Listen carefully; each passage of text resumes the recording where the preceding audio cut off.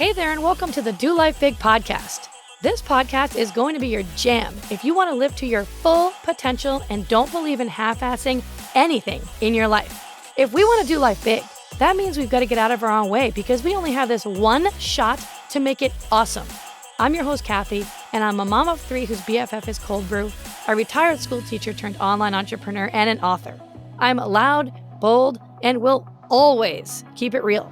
I'm determined to live my best freaking life possible, and I'm here to help you do the same. I'll be packing this podcast with tips, motivation, inspiration, and strategies to finally get you where you want to go. And we will have a ton of laughter along the way because, let's be honest, we can't ever take ourselves too seriously, right? I'm so excited you are here with me today. Now let's get this party started.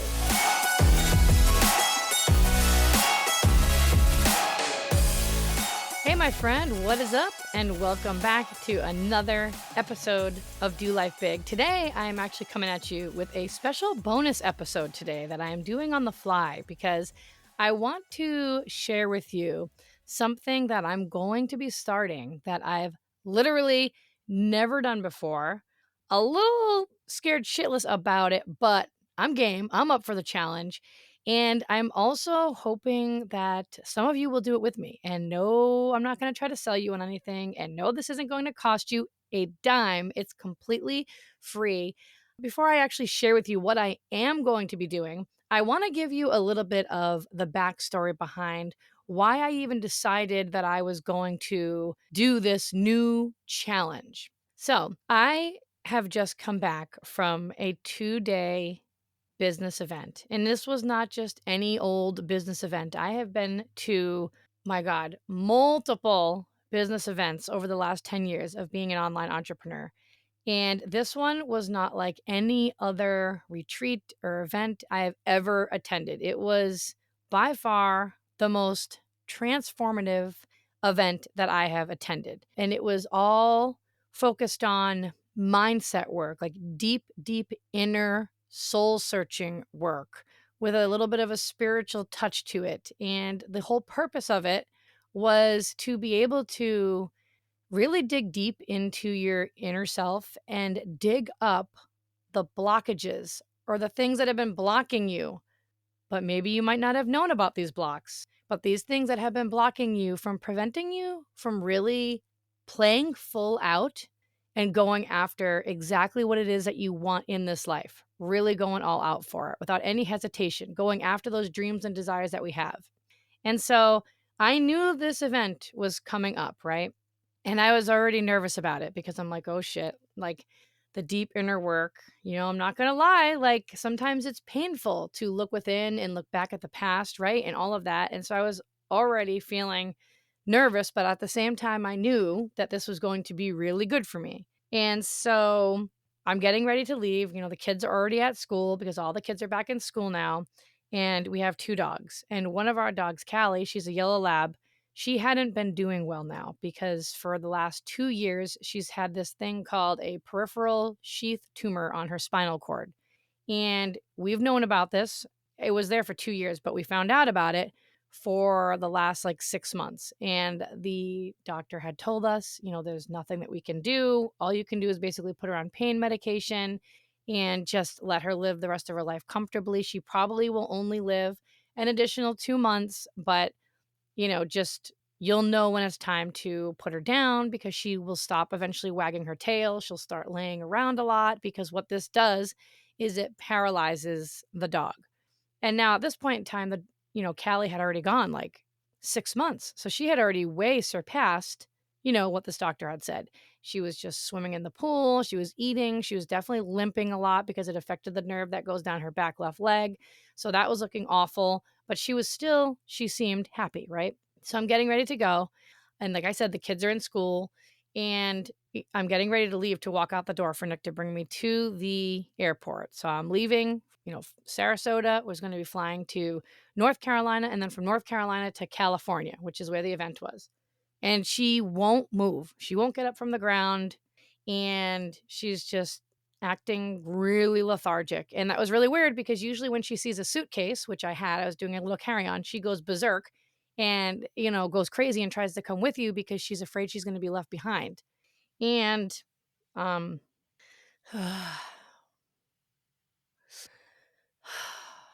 this is harder to talk about than I thought. Anyways, so, I finally go out to the kitchen and, she finally drags her body out there and, is just standing there staring at me as I leave. And like, she just stood there for a second. She wouldn't move, but she just stood there for a second, stared at me.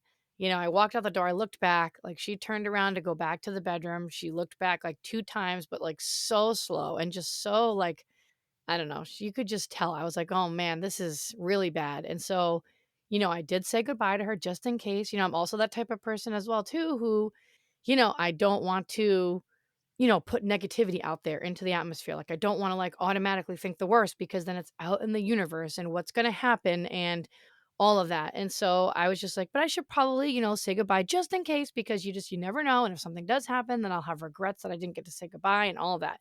So I leave, I get on my flight, I take off, I land in North Carolina, about ready to board the next plane. And Nick calls me and tells me, we have to put her down. She's dying, physically dying, like right in front of me right now. She like wouldn't stand, she wouldn't move, she wouldn't eat, she wouldn't drink. Her gums and tongue were turning completely gray. Her breathing was super slow and labored. And he was just like, there's nothing I can do. Like, I cannot, like, we can't hold on to her like anymore. Like, she's definitely dying, like right in front of my face. So I immediately like start crying in the middle of the airport, like, and I don't like crying in front of people. Okay. So I'm in the middle of the airport. There is tons of people around me because I'm literally about ready to board this plane. So now I'm crying, but I'm trying to be a little bit discreet about it, which isn't happening. I'm just filled with all of this like sadness and just guilt because I was like, I can't believe that I can't be there for this. I can't believe that I'm here alone and Nick has to go through this now alone and has to go put her down to sleep alone and deal with the kids. And then I cannot believe that my three little kids have to go through this. And they were crying and they were a train wreck and they were like, Mommy, I want you to come home. And Mommy, I wish that you were here. And then I'm having all the guilt of like, oh my gosh, now I'm letting all of them down and I can't be there for them and they need their mommy. And all of this is going through my head as I'm about to board this plane. So I board the plane, I'm on the plane, I'm crying the whole entire way to California, thinking in the back of my mind, like, how the hell am I going to go through this event for the next 2 days? Should I come home? What should I do? I talked to my husband about it right before I got on the plane. I'm like, should I come home? And he's like, what's the point in coming home? Like, you're all the way in North Carolina now. I mean, I have to bring her now to put her down to sleep. You had plans to go to this event. Like, it's going to be okay. Like, I have this under control. It's going to be sad and heartbreaking, but I mean, there's nothing that you can do, by being here type of thing. And so, anyways, I'm on the plane. I fly all the way there. I'm thinking to myself, this is going to be crazy. Like, I was already stressed out and nervous to go to this event because it was going to be a lot of deep soul searching inner work. It was going to be a lot of emotional work. And I tend to be the kind of person who just doesn't really want to show that side of me, to be honest, because I'm the mindset mentor. I'm the mindset coach. I'm the happy, positive, confident, hype girl, uplifting, motivate you forever and always type of person. The sun is always shining no matter what's happening. There's always a positive and optimistic thing to look for and be grateful for. And I was just so sad and felt so guilty and just like, what am I just not a good enough like mom? Like, are my kids going to remember me as like letting them down during this time? Because my two oldest children are 12 and 10. And I'm like, this is their very first experience where they're going through loss, where they're going to actually remember it and they like get it. And now I'm not there for it. Like, what is their memory of this going to be? Are they going to be like, oh, mommy wasn't with me? Mommy was at work. And, all that. This is all the things that are going through my mind. And so now I'm like, now I have to go to this event knowing that my dog was put down, which Nick was when he brought her to the vet. They normally take the vitals no matter what. And the vet was just like, there's no point in even putting, you know, the vitals and going through any of that because like, I can just tell that she's down to, like, her last few hours, like, she's dying right now, you know? So, they couldn't have held on any longer, as selfishly as I wanted them to just wait a couple days, like, it was just not possible. Poor girl was really suffering. So anyways, I get to California and, there's the time change, and I get up and I go to this event, and one of the very first things that we had to do, okay, was called eye gazing. Now, I know this is a long story, but stick with me through this whole story because this is the whole leading up to the reason of why I am committing to do this thing that I've never done before in my life. And I'm really hoping that you do it with me. But I really want you to hear the whole story so that you kind of really feel it and understand why I'm doing this and my reasoning for it. It's not just some like fly by the seat of my pants decision, like, oh, let's do this. There's a reason for it. So I'm at the event, and one of the first thing that we're doing is they want to do this thing called eye gazing. Now, have you ever heard of eye gazing? Well, neither had I. Okay. Maybe you have, maybe you haven't, but I hadn't. And as soon as I heard it, I immediately hated it. I immediately was like, I know I'm going to hate this. What is this? What do you mean eye gazing? And so you had to pick two partners and you had to know who your partners were going to be. And you were going to be working with one partner at a time. And what you were going to do was you were going to face each other and you were going to stare into each other's eyes for 3 solid minutes without talking or saying anything or looking away. And the whole purpose of this activity was to bring you into the present moment, to allow you to be present and to allow you to develop a connection. And the reason for that is because, especially in today's day, no one's present. You walk from here to the bathroom and your head is down in your phone. You go for a walk along the beach today, like I was walking, like soaking it all up. And I couldn't tell you how many people were just walking along the beach, not even being present in the moment of enjoying the beautiful ocean waves and the sand in their feet, but they were just looking down at their phone. And so the whole point was to bring you and make you be present, to get you to really feel something and know what it's like to be fully present with no distractions and to help you develop a connection because connection is everything. And without connection, you have nothing. I immediately was like, oh, shit. So I have my partners. They have us both close our eyes. They tell us this little meditation thingamajiggy first. Okay, whatever. Got it. Then they say, now open your eyes and look at your whatever partner. Now, mind you, I don't know these people. Okay. I open my eyes and I immediately start bawling because I'm just like, oh my God, like I cannot hide this. I cannot fake it. I tend to be that type of person where it's like, oh, you feel a little sad? That's okay. We're just gonna put that aside for now. We're just gonna shove that a little bit deep down. Nobody needs to know about that. Oh, you're upset? No, we don't need to show that side of us. Like everything's okay. And I physically was not able to hide that part of me because the emotion of being so sad and guilty about what had happened was consuming me and it was so present. And so I am bawling my eyes out. Now, remember, you can't hug the person, you can't say anything, nothing. You're just looking. So here I am just staring, crying, crying, crying. But it was really crazy because, at first I was like, oh God, like, do I look ridiculous? Is she thinking, what is wrong with her? Like, what is this? Like, what is she thinking about me? Like, I must look a train wreck right now, right? And then all of that went away, and I could just feel how caring and, like, kind and, like, comforting, like, her stare was, and I could just tell that she was almost, like, hugging me through her eyes and saying to me, "No, it's okay, Kathy. Like, it's okay." Then I felt like I started to feel, like, a little bit lighter because I was facing my fear of showing that emotion in front of somebody, not only just somebody, but, a stranger, showing that emotion and knowing that, "Hey, like, nothing bad happened. I'm still alive. I'm still here. I'm human. Like, this is what you're supposed to do. You're not supposed to be a robot. You are supposed to show the feelings and feel them as they happen."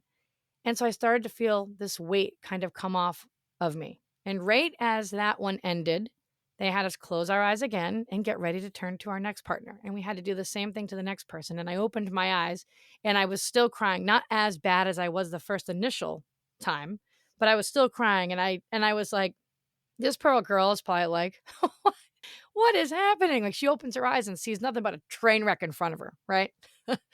So I had to go through that.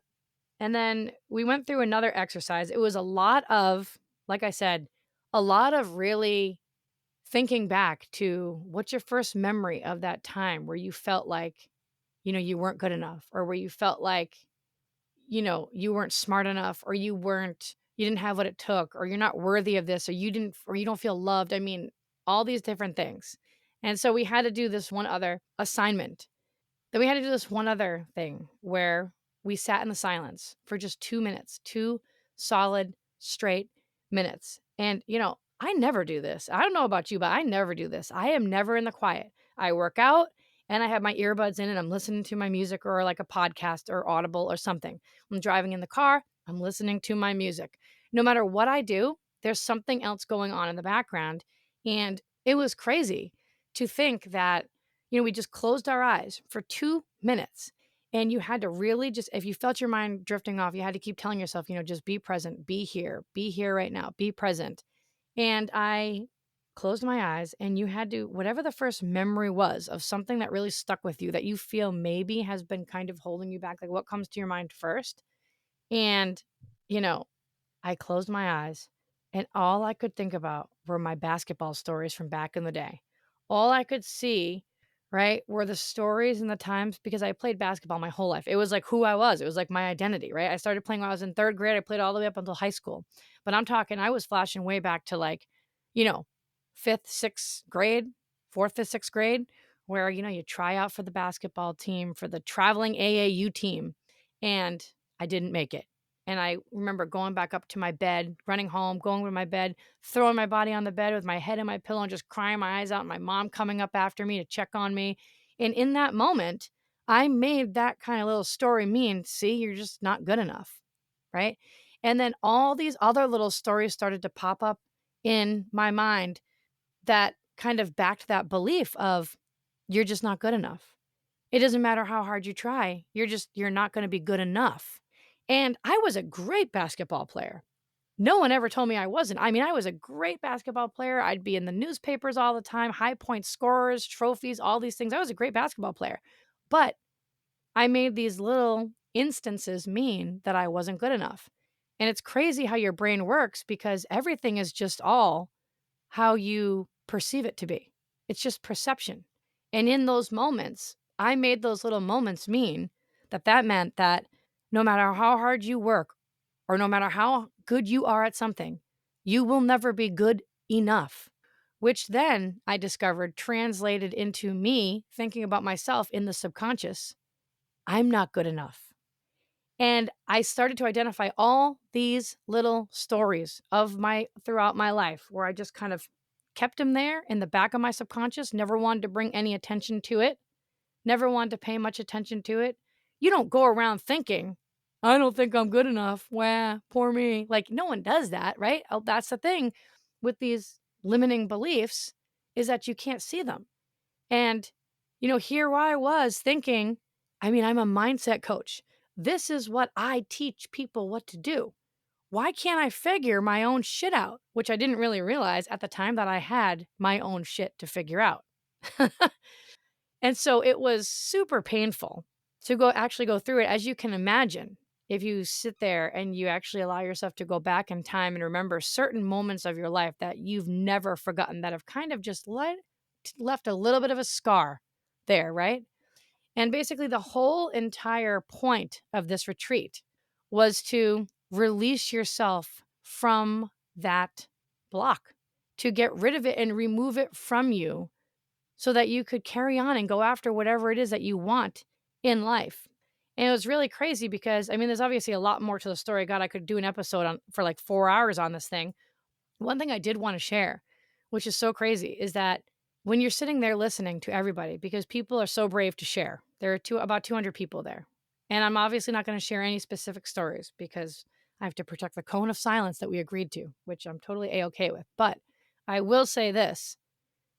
Every single person that I connected with and heard from, there was not one that did not have something, that did not have some kind of limiting belief or something that was holding them back. Whether it was, I don't think I'm good enough, I never felt loved, I don't think I have what it takes, I'm not smart enough, I'm not a good at this, I'm not good at that. I'm all these different things. There's not one person. And you know what? There are really, really successful people in that room earning multiple millions of dollars a year. And it didn't matter how much income they were earning. It didn't matter how many hundreds of thousands of followers they had. It didn't matter how popular they seemed or looked on Instagram or on social media. It did not matter how confident they appeared when they talked to you in person. None of that mattered. It didn't matter all the achievements, the houses, whatever it is that they had. You name it, it didn't matter. Every single one of them had something that was eating away at them inside, preventing them from really being able to play full out and go after what they want in life. And so it was really interesting to learn that, because sometimes when we're in this and we realize, like, oh God, I have this thought about myself, oh shit, or you feel a certain way, you can start to think, what's wrong with me? Like, am I messed up? Or like, I don't want to share this with anybody because people are going to think that I have a problem or I'm weird. Like, and then you feel kind of alone because then you keep it to yourself. But that's one of the things that I learned, is that you're never alone. Everybody goes through this. Everybody has something inside of them.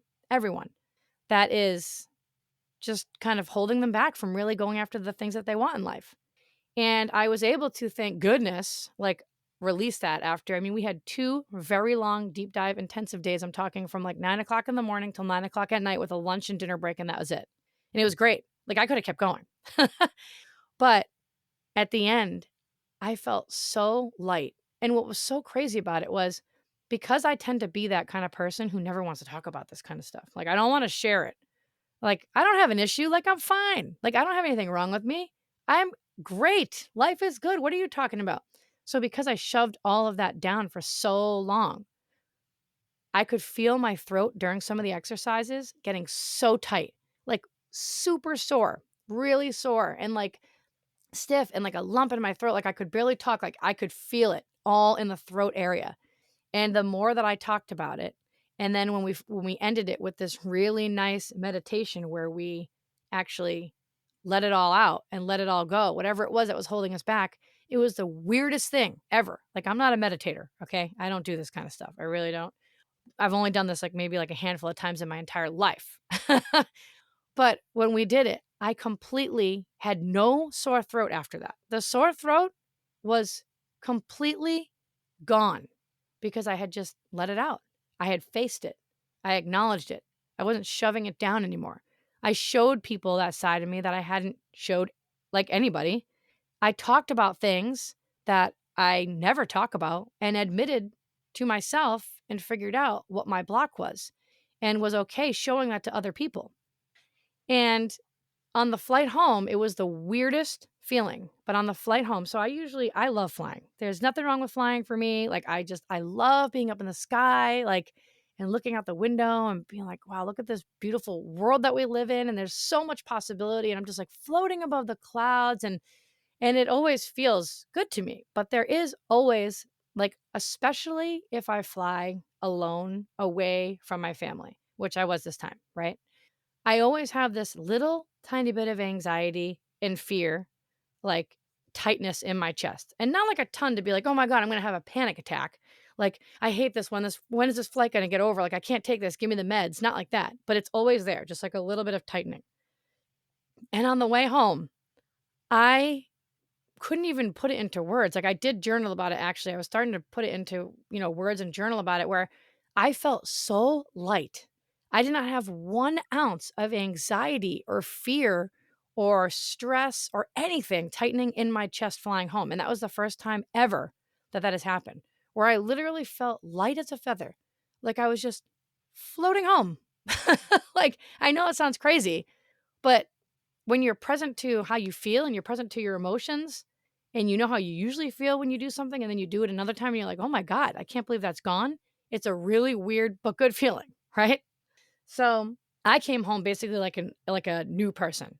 We had to name our inner critic voice, who was telling me, like, all my life, basically back in my subconscious, that no matter what I do or how hard I work, it's never going to be good enough. You're not going to be good enough, which sounds crazy to say, but everybody's got their thing, right?